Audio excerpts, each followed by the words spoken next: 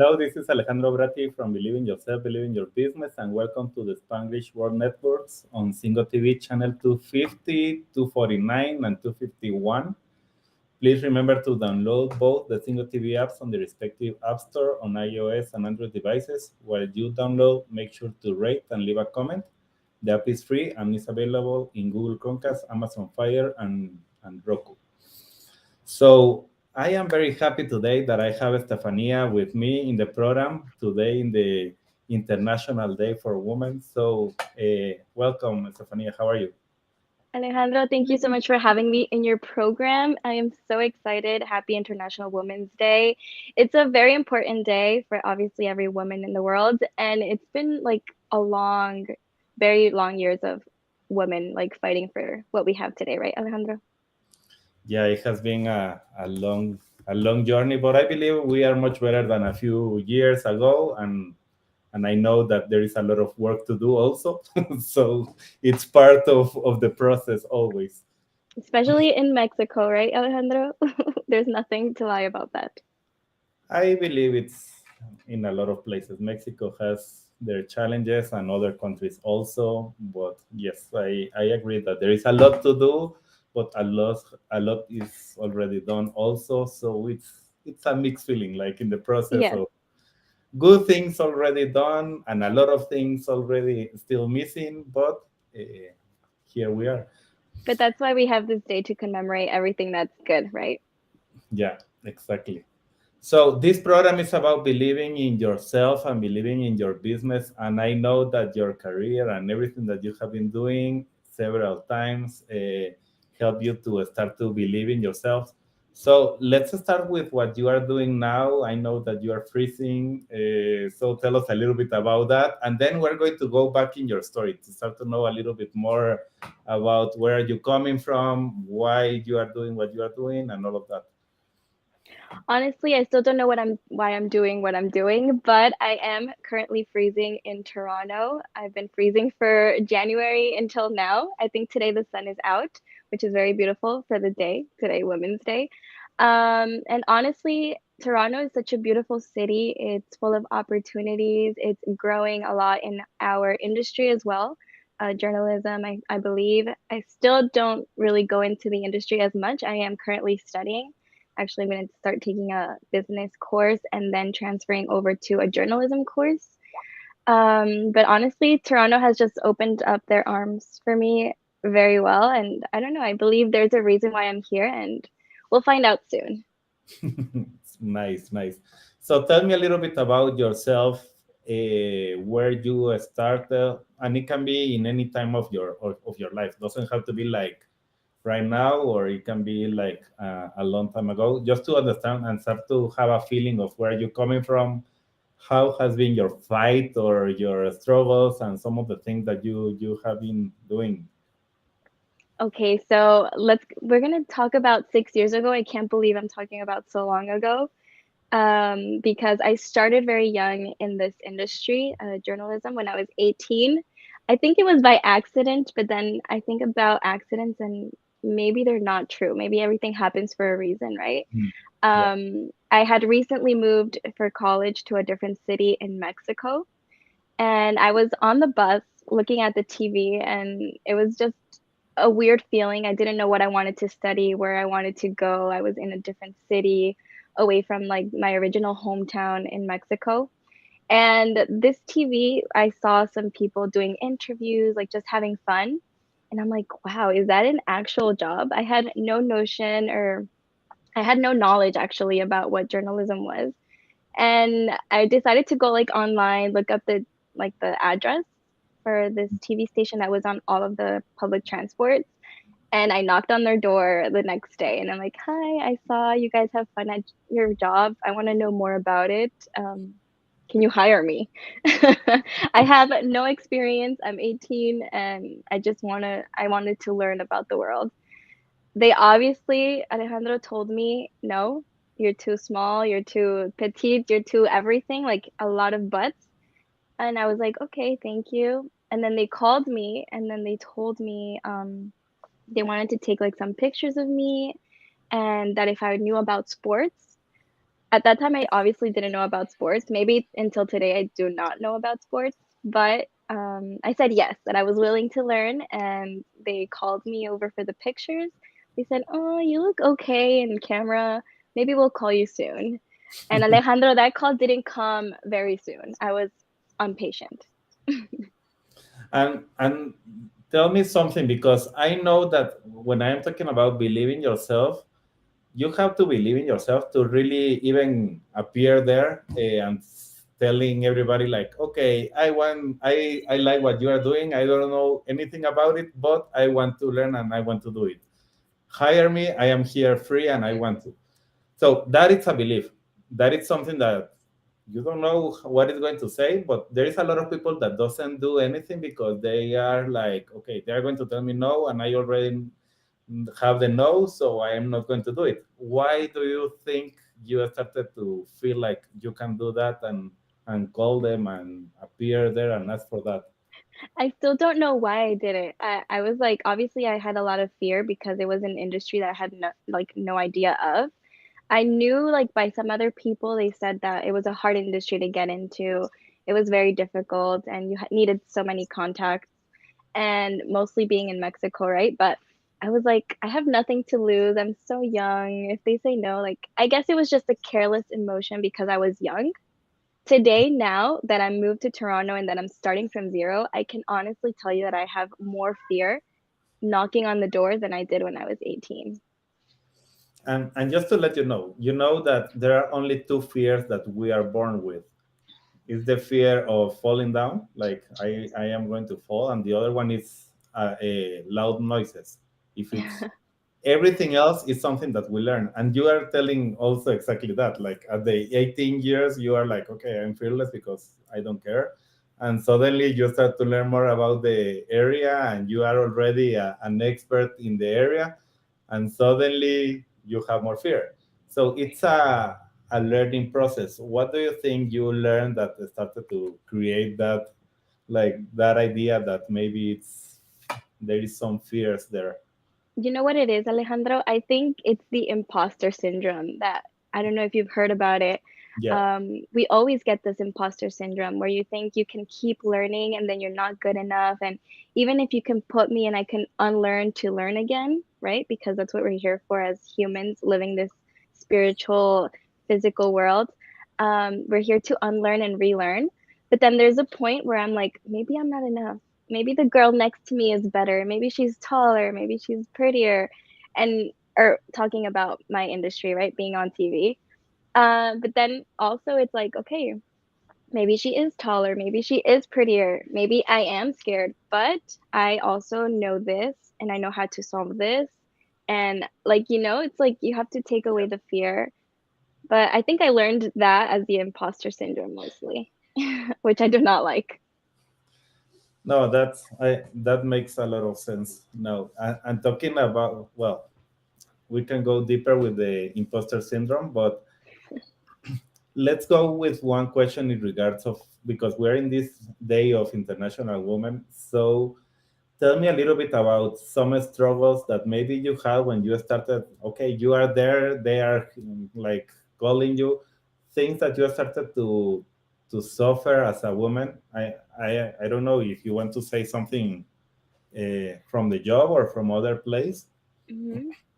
You know what, Alejandro? Honestly, in my area, I don't know. Like when I told you I didn't get the call back and I was impatient, a month later they ended up calling me. And maybe a struggle was for sports in Mexico, you needed to be more like voluminosa and stuff like that. But honestly, I'm so small, I'm so tiny. And they told me, okay, so we're not going to put you in sports because you do not fit the profile we want for the woman that's going to be talking about sports.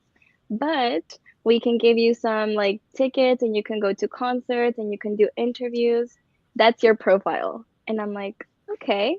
So maybe that could have been a struggle that I didn't get the opportunity to do sports because of my physical, my physique, but they gave me the opportunity in another area, and then I just realized that like the physique does not matter.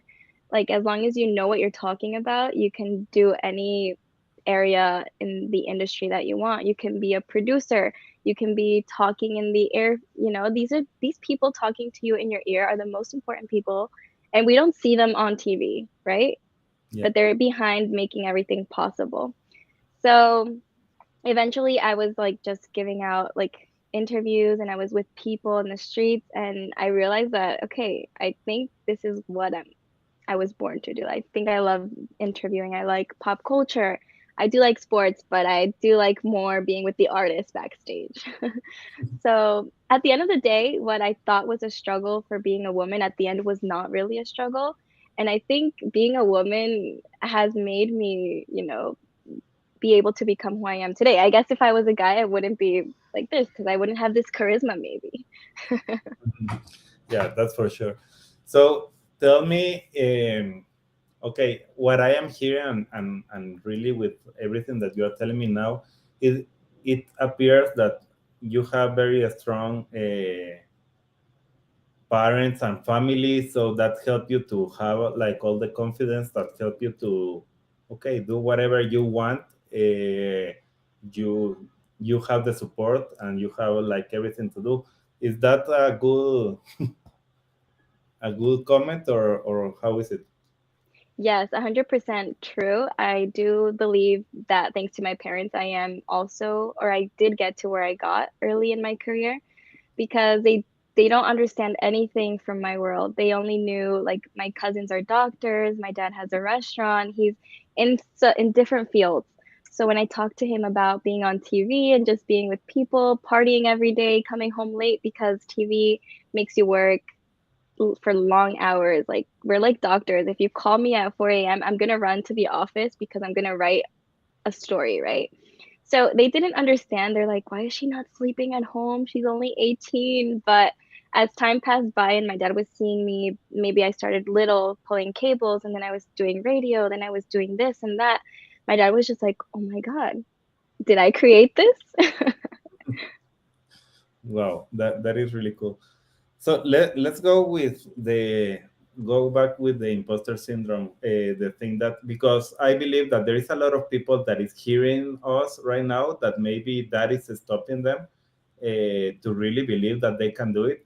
And I know that this is something very real, not for everyone. At the end, I have a mentor that he says that the imposter syndrome, if you have it too much, it's not going to allow you to do the thing that you are supposed to do. But it's if you don't have it, maybe you are not going to have the courage to do like things outside your comfort zone. So it's okay to have a little bit, just to feel like, okay, you are fighting against something, and that is helping you to grow and start to find new things. So in regards of you, like, and the thing that you have learned until now that help you like to realize, like, okay, you got the job at the end, you started to do things that you didn't know that you like, and suddenly you like it. It's exactly what happened with me with this program. I started Eduardo told me, you want to have a program, and he's like, okay, let's do it. And suddenly it was like, okay, I like this. I didn't know that I like this, but I love it. And So yeah.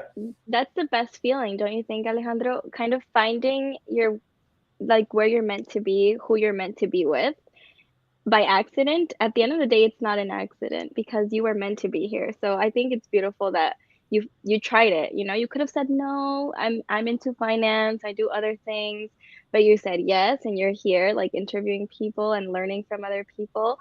And that's what I like about interviewing. That's what I loved mostly when I was 18, being able to know other people's stories, and Mm. that at the end of the day we're all smiling, but then we all have a lot of problems behind it, right? So it was interesting for me to see, I don't know, maybe an artist, they go on stage for an hour, 2 hours, but then they're struggling in their real life. So that for me was interesting to know. And when you talk about like giving a hand and a helping hand, what do you mean with that? How do you feel that is important? Why do you feel that is important also in your life to help people? Well, I guess everyone chooses a profession to help people, maybe a doctor to help somebody in their health, maybe finance to help somebody with their money. But us as journalists, we pick this career to help people to know what's going on in their life, to make better decisions daily, and also to distract them. I ended up like focusing on entertainment news. So for me, I was going on every segment of the news sections, but then you were hearing bad stories going on locally in Mexico, internationally. And then I had 2 little minutes on air talking about Camila Cabello breaking up with Shawn Mendes, or like these little things that are a little bit dumb, but for some people it's like, oh my God, it's my time to breathe. It's my time to see something fun that I like. So I think helping people kind of distract them from, well, the everyday bad news is my way of helping. Nice. And have you started to see things that you want to see like in the future? I will, now that you know a little bit more in this area and also the thing that you are learning and studying, what are the things that you start to see like, okay, it seems that I would love to help in this area. What is your like your dream about it? Well, at the end of the day, I do have a voice, right? For some people that don't have a voice. But that's going a little bit too deep into journalism. Maybe if we go back to something more superficial, I honestly do love production, and at the end, like I told you, we're nothing without our team. So for me, being able to go to like big events and do something as a team, I think it's very fulfilling, because doing live shows and everything is challenging. So there's no time for egos. In our profession, it's full of egos. So you have to let that go, and you have to work everybody as a team if you want to get things done. And for me, I think that's incredible to be able to put things aside and work and make it happen so that people are happy. And let us know. I know that you don't have to say any name. I don't want to have any name, but no, let us know, because really I believe that not everyone has the opportunity to see like from behind the scenes Yeah. everything that is happening. And sometimes you're like, yeah, it's the pretty face that is in front of the camera and that's it, but you don't know all the things that are happening behind. So can you tell us a little bit of that? What was happening there? How was those egos that you started to find, without naming anybody, but just like the Mhm. stories of what was happening? Well, again, I was very fortunate, and every production, every TV station that I've been on since I was 18, I've only been surrounded by like incredible people. I don't know why I am so lucky till this day. I don't, again, it's the imposter syndrome. But I don't know how I'm so lucky to be able to have worked with so many people that have made me learn what I know today. My productions, I did like a little talk show for young people from 6 to 8 p.m. And there I was working with a girl and a guy, and everyone added a little bit of their essence. And at the end of the day, we finished the show, and then we would go eat pizza together as a team. Then I was able to work in radio for a while as well, and then yes, I was surrounded with, again, more beautiful people that taught me how to do radio. Like they didn't need to teach me, but they took their time and their effort to show me how to multitask, because in Mexico usually you are on air, you are hosting, but then you're also producing. And I Mm. believe here in Canada, in Toronto, I've seen that everybody has like the producer and then the on-air personality, and then they just are dedicated to each segment. And me, they taught me how to multitask while I was there. So I am very grateful for that, because I know today it's going to be very useful. And lastly, I was in another like TV station, a very popular one in Mexico, and I also had a wonderful team. When I told them I'm going to quit the job, like my dream job, and I'm going to move to Toronto and study, and I don't know what I'm going to do, but I need to move, they were like so sad. They're like, "Don't leave, Steph. Like we really like, we really grew fond of you. We love you." And I was fortunate to visit them in October to the TV set, and they offered me a job again. They're like, "We're offering you a job, but come back." But I'm like, "No, I already paid so much for school. I cannot leave." So tell us a little bit about that, because that's another story in your side. Like, okay, you are in your dream job, you are enjoying, you have a good fun with everybody that it's in the TV network, and suddenly you decide to move to Toronto, to the unknown. What do you think helped you to decide like I want to do it, or what you were thinking? What are you expecting of that? I'm a person that acts and then thinks. So I can tell you, Alejandro, today I'm thinking, why did I do this? But if you were to ask me a month ago, I was happy that I moved. But now that I'm like soaking up into my decision, I'm like, I had everything in Mexico. I had a really good job, my family, my food, my culture. I had everything, and now I'm here in the cold. I don't have a job. I'm like, like studying again. Why am I studying again? I don't love school, but why am I doing it? So, you know what, for me, it was at the moment that English is my first language, and I've always done all of my career in Spanish. I learned Spanish, but I'm so fluent in Spanish, and I think like Sofia Vergara that I am smarter in Spanish.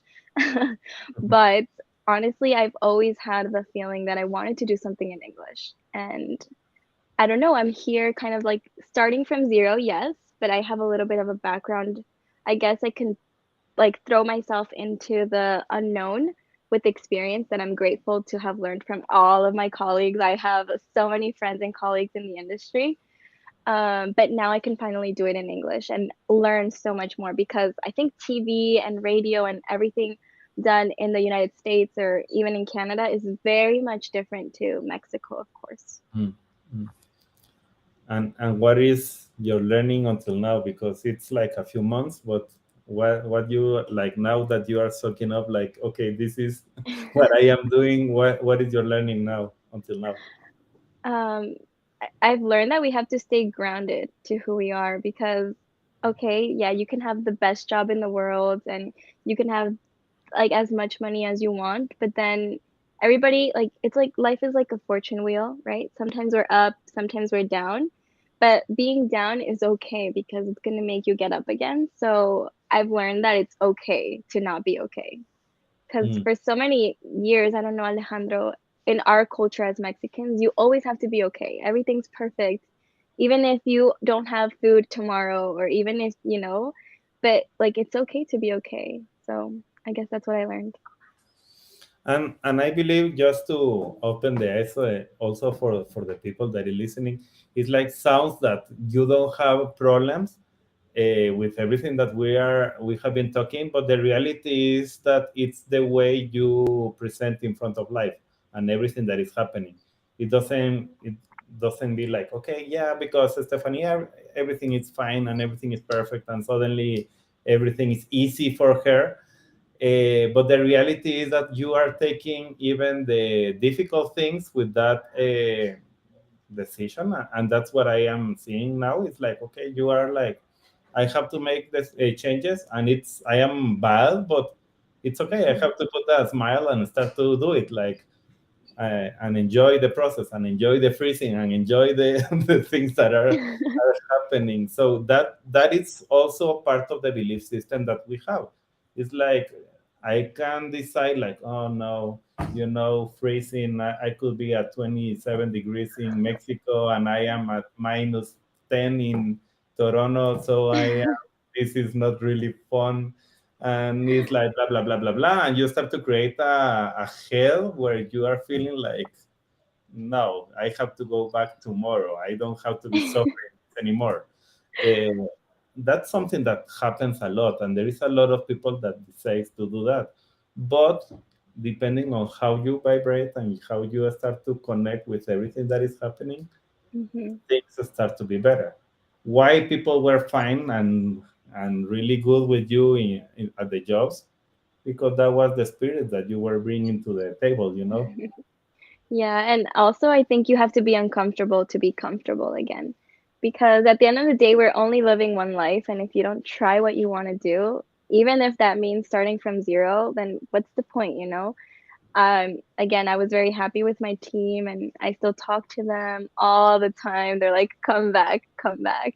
And I post a story on the subway, right? Because I do not have a car in Toronto. It's so expensive here. And it's like, oh, over here you could like I could have drove you because the camera guys always drive you. Like you would not be suffering in the subway like you want to. But I think it's part of the journey and I just hope that like I always think I do things for the future Steph. When I make a decision, I'm like, will the future Steph be proud? And if that's a yes, okay.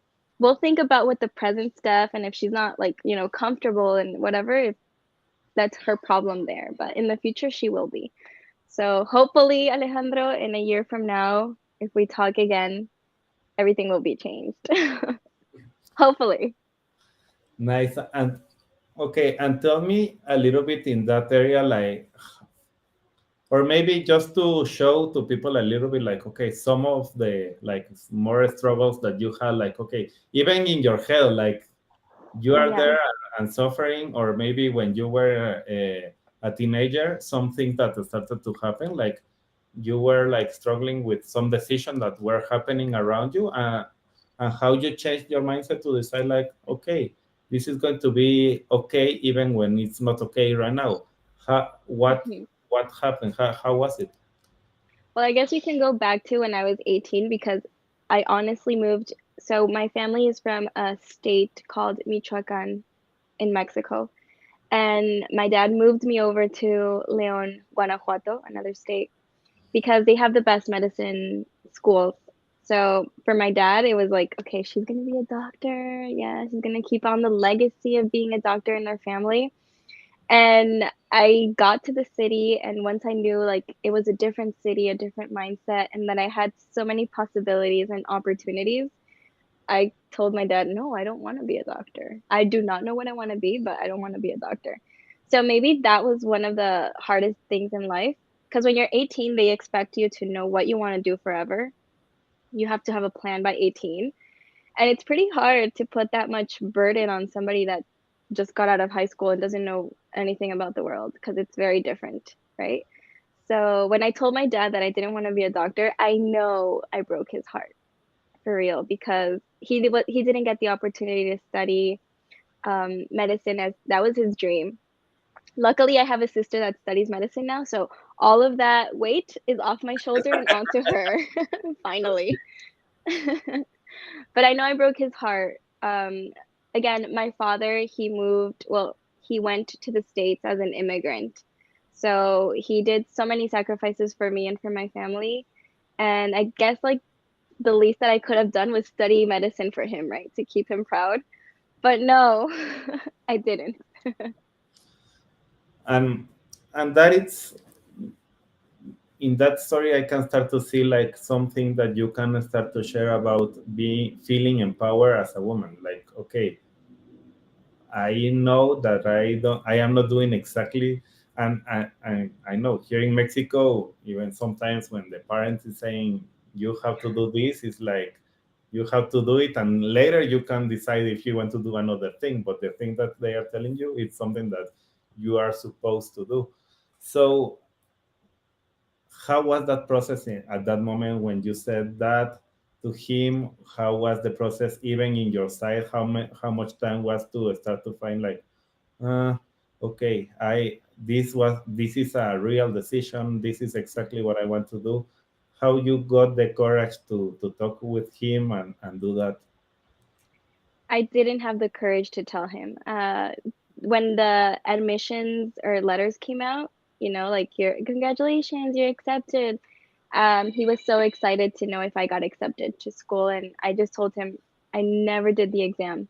So the day that the exams came out, I told him no, I didn't take the exam. And I was like, why? I gave you so much money to go to the other city, like like what did you do with all that money? So he was pretty annoyed and he told me, I don't know what you're gonna study. I didn't know either at that time.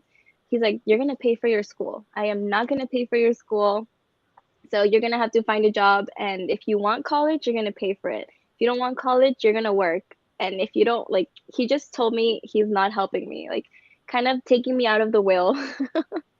And Okay. I was like, okay, so I didn't have an option. At the time when I was 18, I started working at a call center.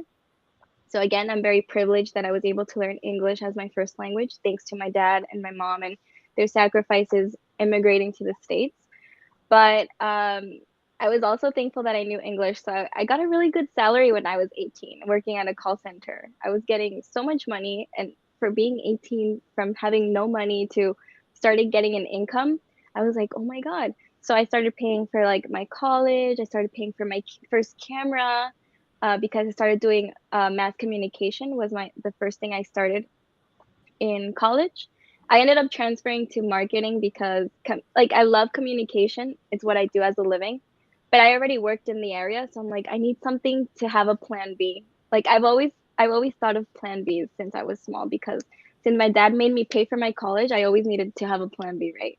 So I guess at the end of the day, yes, my family made me become who I am. Like, because I think Alejandro, if they would have given me everything, like, okay, here's the money, here's the car, here's everything, I could have just taken it for granted and been like, whatever, I won't go to school, I won't finish college. But since it was me paying for my a monthly college, because I was in a private school in Mexico and they're not expensive, right? They're very expensive. So I was like, oh, getting my income, and instead of buying clothes, I had to pay college. And why do you moved to Mexico City, right? I moved to León, Guanajuato Ah, when I was, yeah, when I was everything 18. it's in León, Guanajuato. And there, and Hmm. when was the moment that you moved to do To journalism? so I moved to Michoacan when I was 15. And then when I was 18, that I finished high school, I moved to León to do journalism Ah, by okay, accident. everything was in León. Oh, nice. Okay. Yes, everything was in León, Guanajuato, and I didn't know anybody. Nobody knew me. And I think that's also like what we talked about earlier, where I got the empowerment from because I was a new person in a new city. So it's like, what can go wrong? I know nobody. I'm gonna knock on the door of this TV station because I like it. Yeah, nice. Tell me when, if there is somebody that wants to join this media, what will be your recommendations at this moment for anybody that wants, like, they are dreaming like, yeah, I would love to do that, but I don't have a clue if that is something. What are the recommendations for them from your point of view? So, let's see. One of the things that I think are more important is to learn about everything. You always have to know what to say, when to say it, and how to say it. So the more information you have from local news, sports, whatever like area you like, just learn everything you can. Like if you like soccer, have a picture of all the soccer players, their height, their nationality, like have a little book, a Bible of what you like. So in my case, I loved pop culture. So I was all the time looking at new music that was coming out, movies that were coming out. I knew like really random facts about artists, like, oh, Ed Sheeran is going to launch a salsa brand because he likes hot sauce. Like I knew those little details. So for any future journalists or people that want to be in journalism and media, definitely just be passionate about the topic that you like. Open up to more topics. And also my second recommendation is to be a team leader, player, everything because again, I'm not who I am today without the team that I have had in all of my journey. And again, we're nothing with the people that are behind stage. So I am very grateful for them. Honestly, Alejandro, when you're on air, there's so many people talking to you on the ear. So you have the camera guys talking and screaming, your producer, the next host that's coming in, and you have to stay focused and keep talking or reading prompt or whatever. Mostly it's improvising, but I think that adrenaline in the moment is like what keeps me alive, and what I realize is that I love it. Like that adrenaline that I get from being on air is just something incredible. And it's so funny because the producer can be talking about another topic or just making you laugh, but you have to stay concentrated. It's incredible. Wow. And when you started to do the interviews, what was some good or funny thing that you learn or you hear maybe during that process? During the process of interviews. So it's interesting because, okay, so I was very in love with a Mexican regional singer. And I was so like, I was just so happy to interview him. It was pandemic, so we were having these Zoom interviews, and I was just so excited. They had given me tickets to the concert after.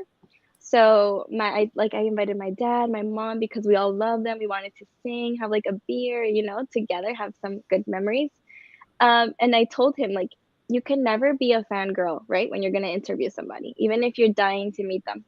So my mistake was to tell him, my family loves you. And obviously he stopped treating me like a journalist. It was like, a fan. But then we kept talking, and then obviously like I had read some information about him, so I was able to gain his respect again for like interviewing him. But I'm like, oh no, like my one rule to not fangirl about any artist, I broke it with him. Was it worth it? No. But yeah, I was able to interview a lot of people, from journalists as well to like directors. I was always looking for stories that I liked. So I was also interviewing a lot of upcoming artists from my hometown. So it's incredible to see that I interviewed one little guy when he was like 16, and now he's like, so he grew so much on TikTok, and now he's like official, and I'm like, I was with him. And quick question. I know that you are doing something all the time, and this is something that you say about becoming a storyteller. And if we start to, I know that there is a lot of people that is hearing right now that is like, oh, but I don't have any story to tell. So why I want to become a storyteller? That's something for people that is on the news. So in my case, that's why I'm doing this program, because I love the stories of the people, and started to hear like how they accomplish all the things that they have accomplished. It's amazing. Yeah. So tell me, in your side, when you are learning about storytelling. hmm So storytelling is very important. I think we always have storytells, right? We have social media, we have our phone. We're able to grab like a story on our Instagram and be like, "Oh, I came to the best taco place in the world," and you recommend it to somebody that's never had tacos in that city, and eventually you're telling a story. You're inviting them to come to this specific place. So honestly, storytelling is, we do it every day. By nature, we're humans that have to talk and communicate. So it's not that hard. It's just like kind of lose fear. I mean, right now, I think these journalists nowadays have everything easier because I remember like I was interviewing the governor in 2016, and we had like the little iPhone, and our camera broke. So obviously we had to be professional, and we started recording him with a regular camera. But honestly, we were recording him with the little iPhone. And we were able to solve the problem by doing this, because he thought we were recording him with a professional camera, but honestly, no. So we went back to the studio and we started editing the video, and it was the best interview we had in 2016 with a phone. So now that future generations have better technology, better everything, it's like use it in favor. Sometimes, okay, maybe a TV station is going to tell you no because you're going to hear no a lot in this industry. But they're probably going to tell you no, so then okay, then I'm going to do my own stuff, right? Because sometimes that's the best resume that you can have. Your social media, I feel, is our resume nowadays.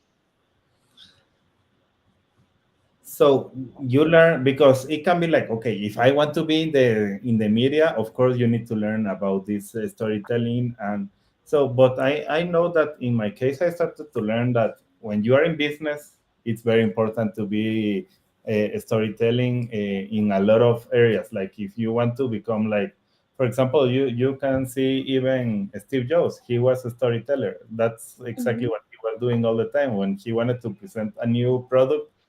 Okay, start to see this little detail and this other little detail, and we started to find that this is 10x blah blah blah, and you start to create like the whole storytelling about that. uh, so that happens with everything at the end. Is like, as you are saying, when you are humans. So at the end, people doesn't understand, sometimes doesn't understand. I am not saying that everyone, but uh, how important is to learn how to tell your story, and how like starting to be very detailed and start to enjoy and putting all your emotions in the process. uh, hmm know exactly that, okay, now finally you understand why you need to learn all of this, and suddenly people can connect with that story, because you are putting your voice very low and very high Mhm. and so what things you have learned on that? I think that's important, Alejandro, because why are influencers so popular now?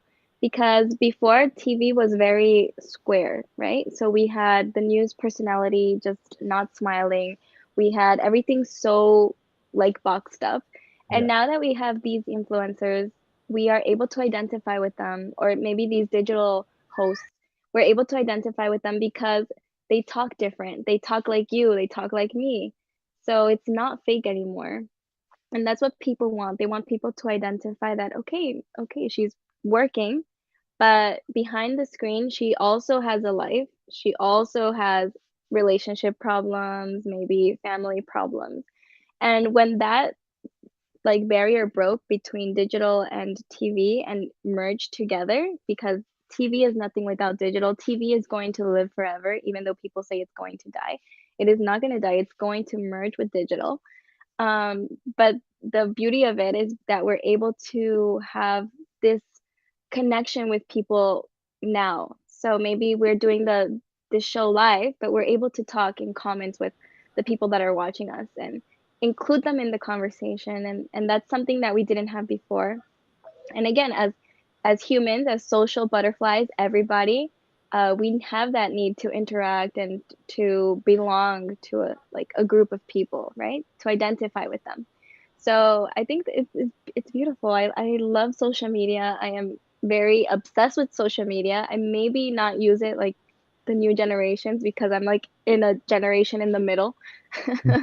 But it's wonderful what these new content creators are doing, and women using their voice to bring out topics, right? Especially today as Women's Day, there's women that are talking about things that they couldn't before, right? So it's empowering as well. and maybe we are almost at the end in the last minutes, but talking about the adapting, that is something that you have done in different parts, like okay, moving from Michoacan, moving to Leon, moving to Toronto. So at the end, what do you feel is important when you are talking about adapting and learning how to adapt in this world? Because this is something that I know this, but I want to hear your story of this area. So how to adapt? I don't know. I've always blamed my personality. I am very driven, sometimes a little bit careless. So, like I said, I don't think of what I'm doing until I do it. So, I just adapt very well, chameleonic. So, I'm gonna blame it on my horoscope. I'm Gemini. So, honestly, I'm just gonna say that, Alejandro, because adapting is a really long topic, but we have to adapt. We're humans, so we're made to adapt. That's all. I know, but that even I know that sometimes okay, a pandemic comes and suddenly you have to adapt because there is no other Mhm. way. Yeah. But there is a lot of people that is like, okay, I like the way it is right now. I don't want to move. I don't want to change. Why I have to adapt? and Mhm.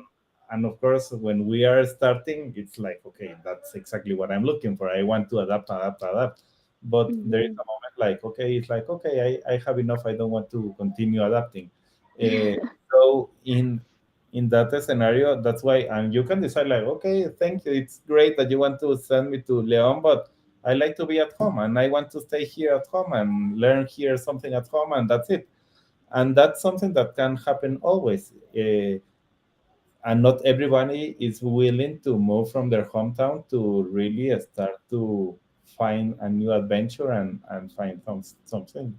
In my case, I had a friend, for example, that he was working with me in Guatemala, and suddenly they sent him to the US, and he was like, okay, he was for 6 months traveling and learning a lot of stuff in the US for the position that he was supposed to have. And Mhm. at the last minute, he decided like when he learned all the stuff, he's like, okay, thank you, but no, thank you. I don't like to be outside of my hometown. And he came back to Guatemala, and he decided to to resign, and that was it. So at Wow. the end, I know that you are saying you have to adapt, but there is a lot of people that doesn't feel that it's for them. Yeah. Adapt, And it's moving from one work to another, but moving from one city to another sometimes is not exactly what they understand as adapt. yeah, I mean, in my case, I moved since I was little, and then I moved back when I was little. So adapting has been in my DNA, Mm, honestly, and taking risks is not for everybody, and it's okay. I think the most important lesson that we can take from all of this journey and from everybody's life story is that not everybody is the same, and all you have to do is do what you feel is right for you, because we all are living a different situation, a different story. And whatever fits for you in the moment is going to be perfect for you, but only for you. So just because I moved and I started from zero, doesn't mean you, Alejandro, have to move and start from zero, right? Because you have a family, because you have other things to take care of, right? So it's cool to learn stories like mine, stories like yours, but then grab a little part from every story and make it your own. yeah, yeah.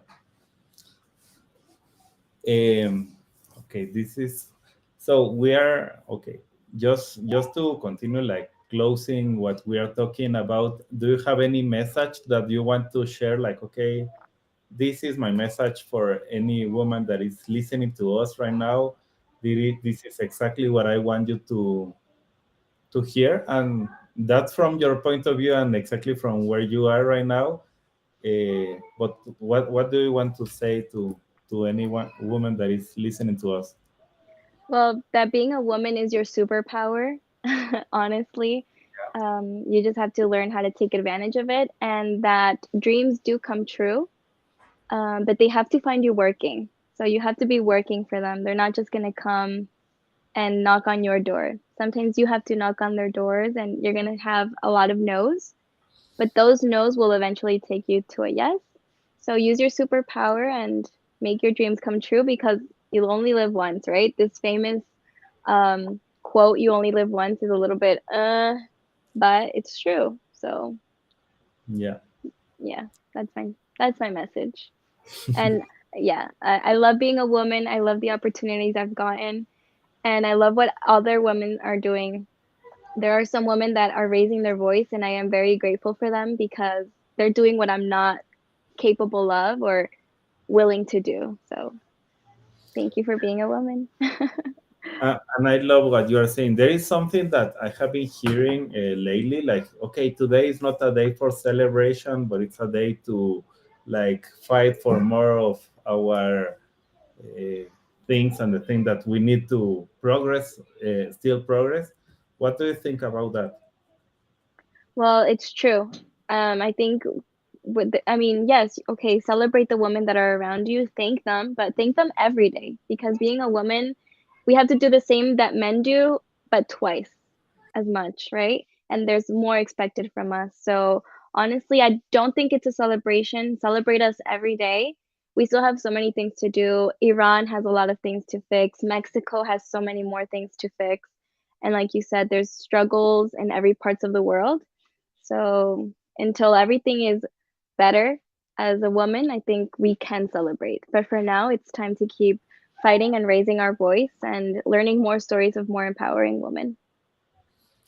And in the last 2 minutes, do you have any comment for the Mexican women that are listening to us? Yes, thank you for marching today. Obviously, I wasn't able to march, but we have to march, and we have to knock every wall down if necessary, because there's so many injustice in Mexico regarding being a woman, and well, all of these topics, political, non-political things, situations going on, which are another story, another sad story that we don't want to get into depth with. But thank you for marching. Thank you for holding all of these signs for me. I wish I Awesome. was there. So thank you, Stefania. It was really a pleasure today. And thank you, everyone that was listening to us.